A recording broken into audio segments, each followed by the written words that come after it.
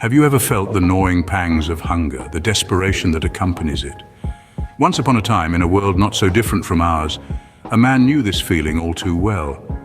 A man, frail and forgotten by the world, was driven by his hunger to a point where every morsel of food became a treasure. One day, in his pitiful state, he noticed a small cat, contently munching on some leftovers. Overwhelmed by desperation, he did the unthinkable. He took the cat's food, barely noticing the startled feline as he devoured the scraps. But this was no ordinary cat. Amid the man's desperate feast, the cat began to transform. Fur receded, whiskers disappeared, and in place of the small feline stood a little girl. She was, in fact, a child, cursed by a wicked witch to live as a cat until someone showed her kindness, even in their darkest hour.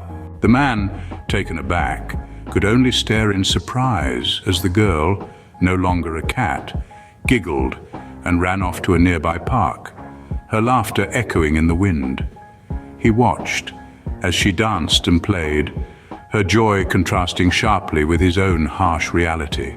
But she left something behind, a basket full of food, more than the man had seen in a long time.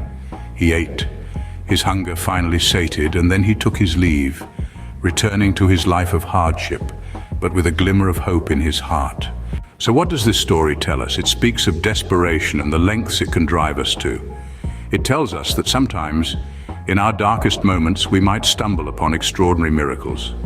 But most importantly, it reminds us that kindness, even in the face of adversity, can break the deepest of curses. The man, once driven by hunger, had his desperation eased by the very creature he had wronged. And the little girl, cursed to be a cat, found her freedom through an act of kindness from the most unexpected source. Their lives intertwined in a single moment, both of them transformed forever. In the end, it's not just a tale of a man and a cat, it's a story of transformation, of how desperation can lead to unexpected kindness, and how kindness in turn can break the most powerful of curses.